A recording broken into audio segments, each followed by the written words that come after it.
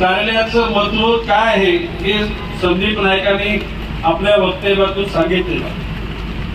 मी एकच सांगेन की स्वर्गीय पंतप्रधान पंडित जवाहरलाल नेहरू नंतर या देशाचे तिसऱ्यांदा पंतप्रधान पद स्वीकारण्याचं किंवा जनतेचं नेतृत्व करण्याचं भाग्य आपल्या सर्व कार्यकर्त्यांच्या इच्छेतून प्रयत्नातून पंतप्रधान माननीय नरेंद्रजी मोदी यांना लाभलं.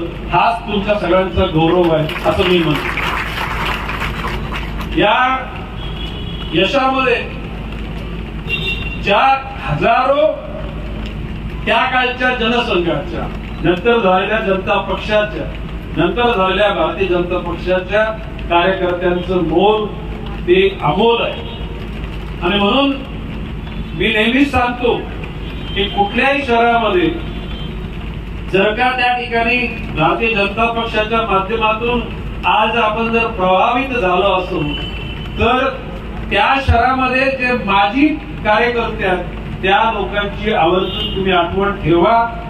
त्यांना फार मोठ्या अपेक्षा नाहीत, कारण त्यावेळेला त्यांनी जेव्हा त्या प्रवाहामध्ये काम केलं त्यांना सत्ता बित्ता ह्या तर फार दूरवर धुसर होत्या. कधी प्रकाशाचा कण पण दिसला नव्हता, तरी सुद्धा ते निष्ठेने काम केलं आणि आज त्याचं रूपांतर सत्तेमध्ये झाले. त्यांना फार मोठ्या अपेक्षा नाहीत. तुम्ही त्यांना पद द्या, दे आर नॉट रिक्वायर्ड. फक्त त्या ठिकाणी सन्मानानं बोलवा, एखादं गुलाबाचं फूल द्या, त्याच्या केलेल्या कार्याचा तुम्ही उल्लेख केला. निश्चितपणे ज्या कोणी म्हणजे त्या कालखंडामध्ये भारतीय जनता पक्षाची जनसंघाची स्थापना करताना जी उद्दिष्ट ठेवली त्यांच्या स्वर्गस्थ आत्म्याला निश्चितपणे शांतता लागेल. कारण त्यांना एक निश्चित माहित पडेल की जी लोक कष्ट करतात त्या करतात त्याचा सन्मान हा सुद्धा पक्षामध्ये होतोय. ही भावना निश्चितपणे भविष्य काळामध्ये पक्ष मजबूत होण्याकरता, भविष्य काळामध्ये जनसामान्यांचा प्रवाह आपल्यामध्ये येण्याकरता कारणीभूत ठरणार. बाब अशी आहे की 14ला यश मिळालं, त्याच्यापेक्षा 19ला जास्त यश मिळालं. 24ला त्या यशामध्ये काही कमतरता झाल्या. त्या कमतरता का झाल्या त्याचा निश्चितपणे शोध बोध घेतला जाईल. परंतु एकूणच झालेल्या चुका कबूल करणं, त्याची दुरुस्ती करणं हे चांगल्या माणसाचं लक्षण असतं. सदा सर्वकाळ कधीही सूर्य सुद्धा माध्यान्हिक कल्पत नसतो. सूर्याला सुद्धा अस्त होतो, सूर्याचा उदय होत असतो. परंतु जे सत्कर्मानं पुढे जात असतात त्यांचा उदय दररोज होत असतो, सूर्यासारखा उदय होत असतो. आणि म्हणून लोकसभेच्या अनुषंगाने काय घडलं त्याचा विसर पाडा. येणाऱ्या ऑक्टोबर महिन्याच्या साधारण 20 ते 25 ऑक्टोबरच्या दरम्यान होणाऱ्या निवडणुकांकडे लक्ष केंद्रित करा. त्यानंतर होणाऱ्या महानगरपालिकांच्या यशाकडे त्या ठिकाणी लक्ष केंद्रित करा. मिळालेल्या पदातून स्वतःचा तोरा मिरवण्यासाठी ते पद नको आहेत आपल्याला.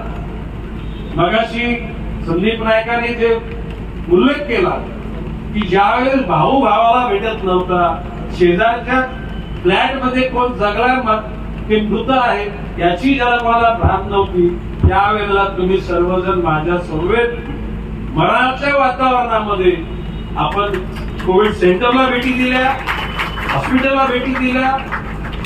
मी वारंवार उल्लेख करतो की 95 ते 2020 पर्यंत फक्त मी मुख्यालयामध्ये 3 महिना गेलो होतो. परंतु कोविडचा कालखंड सुरू झाल्यानंतर इथं ते म्हणतात 79वी आपली भेट आहे.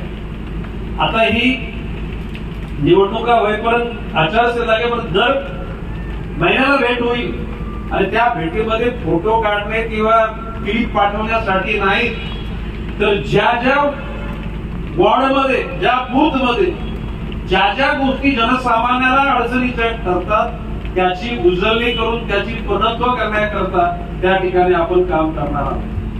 मी एकच सांगेन की ह्या भविष्य काळामध्ये जे राहिलेलं काम, जे जनसामान्याचं काम आहे त्या कामाची निश्चितपणे तुम्हाला जाणीव आहे. त्या पद्धतीनं तुम्ही काम करता. या 2-4-5 दिवसापूर्वी ज्यावेळेला वॉटर मीटर प्रत्येक वॉर्डच्या गोष्टी घेऊन तुम्ही या म्हटल्यानंतर एकूण 1 ते 111 वॉर्ड मध्ये कार्यकर्ते सगळे माजी महापौर सहित स्टँडिंग कमिटी चेअरमॅन उपमहापौर सभागृह नेते सगळेजण त्या ठिकाणी निवेदन घेऊन आले आणि मी संबंधितांना सांगितलं त्याची लिस्ट करा, टप्प्याटप्प्यानं त्याचं एकूण बजेटिंग करा, टेंडर काढा आणि त्याची वर्क ऑर्डर द्या. आम्हाला त्याची अजिबात क्रेडिट नकोय, फक्त जनसामान्यांची कामं व्हावी हीच आमची तीव्र इच्छा. भविष्यकाल आता ज्या काय गोष्टी निवडणुका जिंकण्याकरता लागतात त्याची उघड चर्चा करण्याची गरज नाही, परंतु जिल्हाध्यक्ष म्हणून संदीप नाईक सतर्कपणे त्या ठिकाणी तुमच्याशी संपर्क साधून आहे.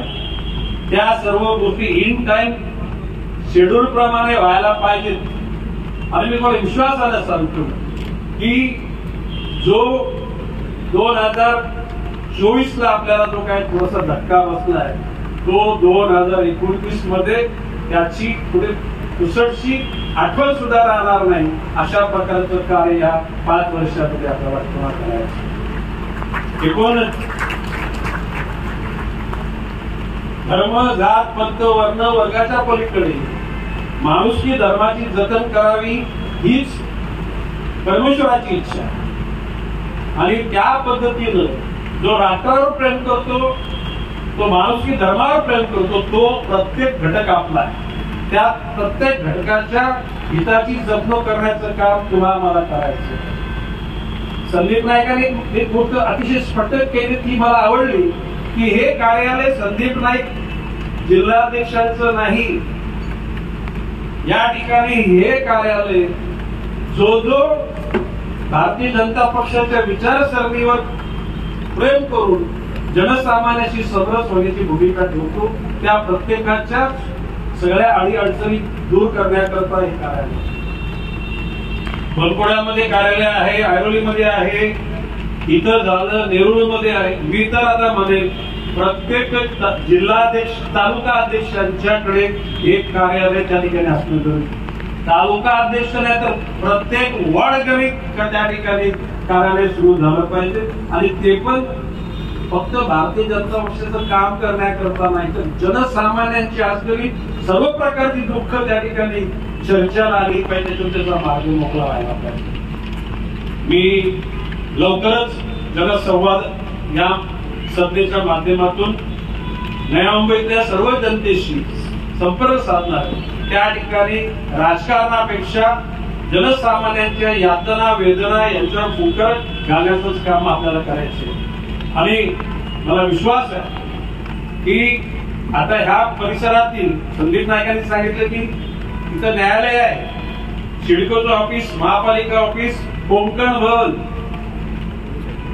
पोलीस आयुक्तांचं कार्यालय, म्हणजे त्या ठिकाणी असलेल्या नव्या मुंबईतल्या प्रत्येक घटकाला इथे येऊन त्या ठिकाणी त्याला मार्गदर्शन निश्चितपणे मिळणार आहे. एकूणच थाटमाट करणं दाखवणं वेगळं असतं आणि त्याच्या माध्यमातून जनसामान्यापर्यंत अंतस्थ त्या ठिकाणी पोहोचतं. त्यांच्या मनाला एक प्रकारचं संवेदना त्यांच्या जपणं महत्वाचं असतं आणि ते सगळे आपण कराल असा विश्वास वाटतो. बहुतेक आज तर माझ्या नजरेसमोर 95% कार्यकर्ते सगळे म्हणजे वॉर्ड स्तरापर्यंत बूथ स्तरापर्यंतचे प्रमुख लोक आलेले आहेत. जी काही अडचणी मला वाटते संदीप नाईकांनी कालच तुम्हाला सगळ्यांना आमंत्रण केलं. हा का 10-12 दिवसापूर्वी आमंत्रण केलेलं आहे. पावसाचं वातावरण, सकाळची वेळ आहे, सुट्टीचा दिवस नाही, या सर्व गोष्टी लक्षात घेता खरं म्हणजे हा कार्यक्रम सगळा असा सगळ्यांना खुट्या करा म्हणजे बरेच लोक सगळे असे महत्वाचे लोक उभे राहून त्या ठिकाणी हे सगळं ऐकत आहेत. पुन्हा लवकरच सगळ्यांना बसून शांतपणे त्या ठिकाणी विचार मांडण्याकरता वातावरण निर्माण करू. हे जे काय वैभव निर्माण होणार आहे ते जनसामान्य करता झटणाऱ्या प्रत्येक सर्वसामान्य कार्यकर्त्याचं ते यश असणार आहे. त्यामध्ये आमदार किंवा जिल्हाध्यक्ष किंवा जी कोणी पदाधिकारी त्यांच्यापेक्षा सर्वसामान्य कार्यकर्ता हा महत्वाचा आहे आणि तो महत्वाचा कार्यकर्ता जनसामान्यांच्या सुखदुःखात सहभागी होईल आणि त्या ठिकाणी राजकारणाकरता हे कार्य नाही, हे मनाला आनंद देण्याकरता कार्य निर्माण होईल असा विश्वास व्यक्त करतो, रजा घेतो आणि संदीप नायकांच्या नेतृत्वाखाली या शहरात भारतीय जनता पक्षाचं कार्य अतिशय गतिमान प्रकाशमान होईल असा विश्वास व्यक्त करतो. जय हिंद, जय महाराष्ट्र.